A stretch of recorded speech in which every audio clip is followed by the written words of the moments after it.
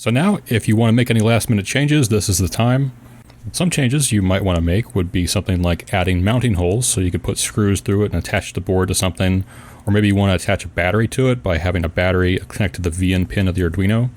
There's a lot of different changes you can make, and really it's up to you what you want this board to look like. But for now, I think we're going to call this board finished, and we're going to start generating the files that we'll send to the manufacturer. So now that the DRC is passing, what we're going to do is first save the board, then go to File, and go down to Plot. This page is going to format all the files in the way that JLC expects so that they can manufacture it. The first thing we want to do is go to Output Directory, click on the Browse button, and then make a new folder. I'm going to call this folder Gerbers. The name Gerbers generally refers to the collection of files used to define how a PCB looks. So we're going to create that folder. I'm going to click Open, and we're going to click Yes for relative path. If that comes up, it may not come up for you. Now what we need to do is make sure that all these settings here match the settings that JLC is expecting. And I'll put a link to this in the description, but on JLC's own website, they give you the settings it needs to be set to. So right down here we have this image where all the settings are set to what JLC is expecting. And if we scroll down a little bit, we also have the drill settings. So the first thing I'm going to do is I'm going to go back to our page here. I'm going to click on Generate Drill Files.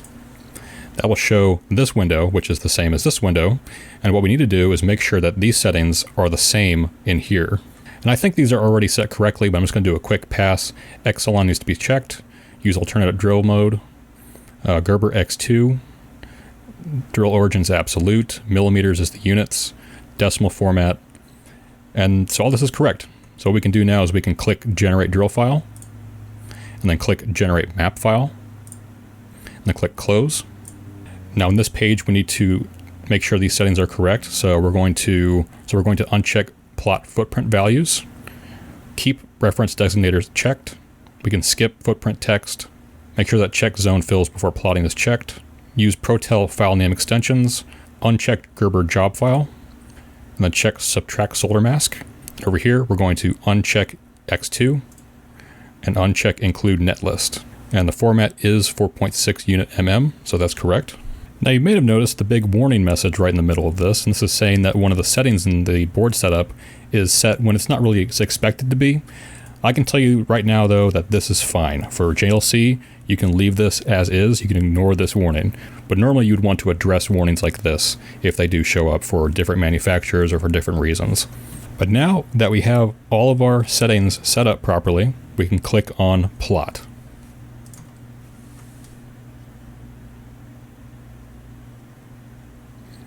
And we're done. Click Close. So now I'm going to go back to our project folder on our computer that has all the project files in it, and we have our folder named Gerbers. Double click on that, and these are the Gerber files. What we want to do now is we want to compress these into a zip file. So I'm going to select all of this, right click and compress, and save it as gerbers.zip. On Windows you would right click, go to Send to, and then compress zip folder. And on Mac you would right click and just hit compress for the number of items. Now what I'm actually going to do is I'm going to change the name so it's a little bit more recognizable. I'm going to change this to DIYSPO2 version 1 Gerbers. It's like that. And you can make it whatever you want it to be.